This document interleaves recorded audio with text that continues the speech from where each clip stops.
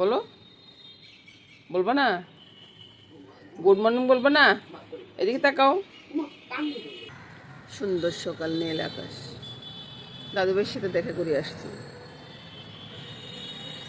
আজকে আমার গাছে কয়েকটা ফুল ফুটছে, 4-5টা ফুল ফুটছে। আস্তে আস্তে গাছে ফুল ফুটা আরম্ভ হয়েছে, অনেকগুলো ফুল ফুটছে। পকনে সাদা, তাও তো আমি গোবিন্দ চরণে দিতে পারবো। কালকে না এই গাছের পাতা সবগুলো ফেলে দিছি। কেন ফেলছি আর কদিন পরে আমি বলবো। এই যে কয়েকটা করলে আছে, এগুলো ফুটে যাক, তাহলে যে আগাগুলো একটু ছাঁটাই করে দিব। কারণ এটা কেন করবো সেটা আমি পরে বলবো, সেটা আমি আবার বলতেছি। আরে ভাই, সূর্য ওঠার পরে আমাদের সকাল হয় এখন, বুঝছেন? আর সূর্য ওঠার পরে আকাশটা দেখুন কত সুন্দর একটা কালার হয়েছে। এই কালারটা দেখে তো আমি মুগ্ধ রে ভাই। এই কালারটা দেখলে আমি মুগ্ধ হয়ে যাই। দেখুন তো বারান্দাতে কত সুন্দর সুন্দর ফুল ফুটে আছে। এত সুন্দর ফুল বারান্দাতে যদি ফুল থাকে আর কি লাগে? সকাল তো এমনি সুন্দর হয়ে যায়। সকালটা সুন্দর সেটা তো বলি। আর মসজিদটা দেখুন কত সুন্দর হচ্ছে না? খুব সুন্দর একটা মসজিদ হচ্ছে। এটা যখন রং করবে না, ভীষণ সুন্দর লাগবে। এর পাখি দেখুন, ঘরে আসি দেখি যে কোনো কাজ নেই, সব কাজ আমার মামনি করে ফেলছে, বুঝছেন? এই যে আপনাদের মেশামশাই সব কিছু খাওয়া টাওয়া হয়ে গেছে। তাই আমি এখন কি করব, ঠাকুরের ফুলগুলো গুছিয়ে দিই। ফুলের থালাটা ধুয়ে ফুলগুলো নিয়ে আসি, তারপরে আপনাদেরকে দেখাই। মঙ্গে অঙ্গ দিয়া আছোরা দে। ছাদে আসছি বন্ধুরা, শুভ সকাল বন্ধুরা। ছাদ থেকে আকাশটা দেখতে বেশ সুন্দর লাগে। ওই যে সাথে আমার একটা দিদিও আছে, এই যে দিদি সকালবেলা ছাদে হাঁটে আর কি। আমরা তো ছাদে হাঁটি না, আমরা বাইরে যাই, দিদি ছাদে হাঁটে, সে আর কি। এবার ফুল নিয়ে বাসায় চলে যাবো। ছাদে কয়েকটা গাছ আছে, ওই জন্য ফুলের জন্য আসি আর কি। তাও মাঝে মধ্যে আসি, সবসময় আসি না। তো আজকে আসি দেখি যে 2টা ফুল পেলাম, ওটা নিয়ে বাসায় চলে যাচ্ছি। বাসার থেকে বাজারে যাব, বাজারটা আপনাদেরকে দেখাবো।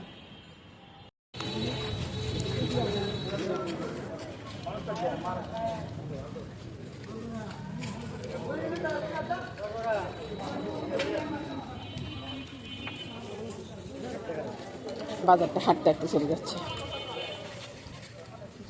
কত রকম কত জিনিস কোথায় বাজারে, কোনো কিছু বাদ নেই। প্রত্যেকদিনই কথাটা বলি।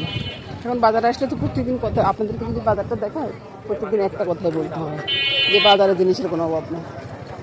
এদিকে আপনাদেরকে দেখাই যে ইলিশ মাছগুলা, কিছু লেজ আছে কিছু লেজ নাই, তারপর তো মানুষ কিনতেছে। আর এখানে আজকেরগুলো ভালো। এই কত করে ইলিশ মাছ?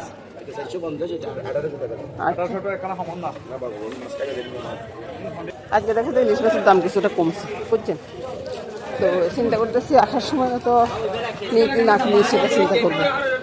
আর বাজারে একটু গঞ্জনা হবে, বাজার মানে গঞ্জনা। তারা আবার নমস্কার দেওয়ার হাতে মনে মনে চিন্তা করবে, হেতর বউ কালো কথা কর। মিন্টু ভাই আজকে কি মাছ আনছেন? আজকে মাছ ছোট না? এখানে হাঁটতে হাঁটতে দেখতেছি যে মাছ, মানে এই বাজারটা 12টা পর্যন্ত থাকে। 12টার পরে বাজার পুরাটা ফাঁকা ফাঁকা হয়ে একবারে ঝকঝকে তকতকে হয়ে যায়। এই তো এখানে একটা প্রভুর দোকান আছে, এখান থেকে দুধ নিই। এদিক দিয়ে হাঁটে আবার বাজারের উপর দিয়ে বাসায় চলে যাব। বাসায় গিয়ে দেখাবো কিছু কিনছি কি না কিনছি। আসলে ঘরে মাছটা সবে আছে, তারপরে ইচ্ছে করতেছে একটু আজকে তাজা মাছ খাওয়ার জন্য, ফ্রিজের মাছ নয়। বাজার সেরে বাসায় চলে আসলাম, বাজার থেকে কিনে আসলাম। একটা ইলিশ মাছে নিয়ে আসছি, আর আলু নিয়ে আসছি। আলু তো দেখানোর দরকার নেই, তাই না? তো রান্নাঘরে সরাসরি চলে আসলাম। চলে এসে রান্নার সকাল থেকে দুপুর পর্যন্ত রান্না করব। মামনিও থাকবে কাছে। মামনি যদি সহযোগিতা না করে আমার কি হয় না। তো তো মামনির কাছে থাকবে, রান্নাও দেখবে, কিছুটা শিখবে। আর সাথে আপনারাও থাকুন, আপনারা থেকে একটু উৎসাহ দেবেন, ঠিক আছে? তো দেখতে থাকুন বন্ধুরা, রান্নাবান্না শুরু করে দিই। আর প্রথমে 1 কাপ চা খাবো। এই তো মামনি চার জলটা রেডি করে রেখে গেছে। এই যে চার জলটা রেডি করে রেখে গেছে, চাটা বসিয়ে দিলাম, বুঝছেন? রেডি করে অনেক পূজা দিতে গেছে। তো এবার চিন্তা করুন শাশুড়ির জন্য কতটা কেয়ার করে, তো সে আর কি। তো অনেকে বলেন যে মামনি কোথায়, মামনি কোথায়। মামনি কিন্তু ভিতরে ভিতরে অনেক কাজ করে ফেলে, সেটা আপনারা দেখেন না, আপনাদেরকে দেখাইতে পারি না আর কি। সকালবেলা জল খাবার নিয়ে যত ঝামেলা, বুঝছেন? সারাদিনের খাওয়া নিয়ে কিন্তু এত ঝামেলা নেই। সকালবেলার জল খাবারে কি করব সেই চিন্তা করতে করতে আসতে আলু ছাড়া ভাই গতিয়ে নাই রে ভাই। এই যে আলুটা নিয়ে নিলাম, আলুর সাথে নুন হলুদটা মেখে এবার চুলার আঁচটা বাড়িয়ে দিই, তাই না? তারপর আলুটা ছেড়ে দিলাম, আলুটা ছেড়ে দিয়ে অনেকগুলো আলু দিয়ে দিলাম, বেশি করে খেতে পারবো আর কি। আর এখানে পরোটার ডোটা মেখে রেখেছি, পরোটার ডোটা মাখা হয়ে গেছে। আলু ভাজিটা হয়ে গেলে পরোটাটা করতে আর কতক্ষণ সময় লাগবে বলুন? এই তো সকালবেলা জল খাবারটা শেষ, চিন্তাটা শেষ আর কি। এই চিন্তা শেষ হলে তো সব শেষ। আলু ভাজিটা হয়ে গেছে রে ভাই, আলু ভাজি হয়ে গেছে, বুঝছেন? আলু ছাড়া কোনো গতি নেই, যত কিছুই করেন, সকালবেলা করেন, সন্ধ্যাবেলা বলেন, আলু আর আলু, আলু আর আলু। হ্যাঁ, কথা বলিস না, আমি এখন কথা বলতেছি, কথা বলার কোনো দরকার নেই। হ্যাঁ ঠিক আছে, হ্যাঁ বল। হ্যাঁ এই তো আলু ভাজিটা হয়ে গেছে, এবারে মামনি আসছে। মামনি চিন্তা করতেছে সকালবেলা জল খাবার নাই, ওইটাই চিন্তা করতেছে। মামনি রে বাবা, আলু ভাজিটা ডাকনা দিয়ে রাখো, ডাকনা দিয়ে রাখি দাও। তারপরে আর এদিকে কি করবো বুঝছেন, এদিকে কড়াইটা ধোয়ার কোন দরকার নেই। কড়াইটা না ধুয়ে এই যে ছড়াগুলা ঢেলে দিলাম, ছড়ার সাথে জল দিয়ে দিই না, সিদ্ধ হইতে থাকুক। এবার দেখুন আমার মামনি আসছে। মামনি আসছে কিসের জন্য জানেন? পরোটা হয়েছে নাকি এটা দেখার জন্য। তো এবার চিন্তা করেন, এবার কেমন বেয়াদব মেয়ে, শাশুড়ি পরোটা করবে আর এই মেয়েটা খাবে, চিন্তা করেন। তো এই তো আমি পরোটাটা করতেছি, পরোটা করার পরে তোমার ডাক দেবো, ঠিক আছে? ঠিক আছে। আর আলু ভাজিটা একটু দেখাই দাও কেমন আলু ভাজি করছি। আর পরোটা করার আগে ভাই একটু তেল না দিলে না হয়, বুঝছেন? একটু তাওয়াতে একটু তেল ছিটে দিবেন, তাইলে সে না ওই যে পরোটাটা সুন্দর হবে। সকালবেলা নাস্তা করতে আসছি, তার মানে এই ন যে আমি একবার রোবটের মতো থাকবো। আমি তো কথা বলতে বলতে নাস্তা করবো, তাই না? তো নাস্তাটা যখন করতেছি সবাই তো খেতে চলে আসছে, খেতে এসে বসে আছে, গরম গরম পরোটা দিব আর খাবে, বুঝছেন? শুভ সকাল বন্ধুরা, টাটা। দেখুন তো ভাই সকালবেলা জলখাবারটা পছন্দ হয় কিনা, ঘরের বাইরের মিলে সবকিছু নিয়ে আজকে সকালবেলা জলখাবারটা কত সুন্দর একটা জলখাবার। শুভ সকাল বন্ধুরা। আর বাবা মিষ্টি কত রকম আছে দেখো তো, কয় রকমের মিষ্টি আছে? অনেক রকমের মিষ্টি আছে না? আচ্ছা, আর এখানে ছানার সন্দেশ আছে, আর এখানে আছে আলু ভাজি, আচ্ছা কেকও আছে। বাস, মজার জলখাবার। খাবারটা খেয়ে দুপুরবেলা রান্নাতে চলে আসলাম। দুপুরবেলা রান্না কি হবে বন্ধুরা? বাজার থেকে ইলিশ মাছ নিয়ে আসছি। ইলিশ মাছ খাওয়া তো দুষ্কর, তারপরও ইলিশ মাছের সিজনে যদি ইলিশ মাছ না খেতে পারি তাহলে একটু খারাপ লাগে না? তো সেজন্য ইলিশ মাছটা নিয়ে আসছি। আর এদিকে ছড়া দেখুন, ছড়াটা সিদ্ধ করে রেখেছি, ডালটা হয়ে গেছে।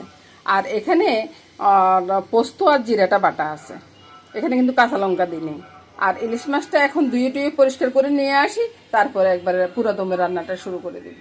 দেখতে থাকুন বন্ধুরা। দেখুন ইলিশ মাছটা ধুয়ে একবার পরিষ্কার করে নুন হলুদ মেখে নিয়ে আসছি। আর কড়াইতে তেলটা আগে দিয়ে দিই, তো কড়াইয়ের তেলটা গরম হোক, নাহলে তো কড়াইয়ের তেলটা গরম হতে সময় লাগবো। মামনি বাবা একটু মেথি ফোড়ন দিয়ে যাও, ঠিক আছে? ঠিক আছে। আর ধরো তুমি মা হলুদের কোটাটা একটু রাখো এখন, মা এগুলা সামাল দিই। তারপরে ওই ছড়ার ভিতরে সব কিছু দিয়ে দিচ্ছি, বুঝলি? নুন হলুদ সব কিছু ছড়ার ভিতরে দিয়ে দিচ্ছি। আর একটু চিনিও লাগবে ছড়ার ভিতরে। আর মাছের ভিতরে, মাছের জন্য এখানে যে মশলাটা বেটে রেখেছি ওইটার সাথে নুনটা স্বাদ মতো, তারপরে হলুদটা আর লঙ্কাটা, যেহেতু লঙ্কা বাটা দিই নেই, লঙ্কাটা একটু দিয়ে দিচ্ছি। এবার মেখে ঢুকে এখানে মেখে দেবো সবগুলো দিয়ে। হ্যাঁ দিয়ে দেবো। মেথি ফোড়নটা দিয়ে ইলিশ মাছের মাথাটা ছেড়ে দিলাম।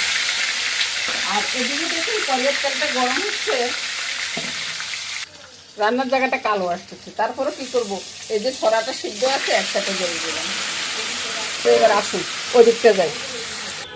আকাশটা দেখুন কত সুন্দর, নীল আকাশ, চতুর্দিকে গঞ্জনা আছে রে ভাই, গঞ্জনা থাকবে। কি মাছগুলো ভেজে উঠে অনেক সময় হয় কি এই কড়াইটার ভিতরে মাছটা আসতে যায়, বুঝছেন? তারপরে কি করবো, কড়াইয়া তো করবে। এক বেসের মাছকে দিলাম আর উঠালাম, কেন বুঝছেন? ইলিশ মাছ বেশি ভাজলে না ঝোলের মাছটা অতটা টেস্ট লাগে না। ওই জন্য অনেক সময় ভাজিয়ে না, এমনি মেখে ঝুঁকে বসিয়ে দিই। আমি ভাই রান্না করি খুব সহজ কাজ রান্না, সহজ রান্না, বুঝছেন? আমার রান্না মানে এসে সহজ একটা রান্না, আপনারা চাইলে অনায়াসে করতে পারেন। তো ডিমগুলো কিন্তু ভাজবো না, ডিমগুলো এমনি আস্তে দিব।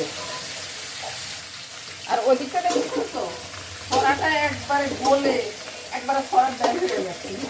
তো এবার আর আমি বেশি দেরি করবো না, কয়েকটা কাঁচা লঙ্কা ছেড়ে দিচ্ছি। এটা দিতে আর কিছু দেওয়ার দরকার নেই, শুধু একটু জলটা দিয়ে দিলে হয়ে যাবে।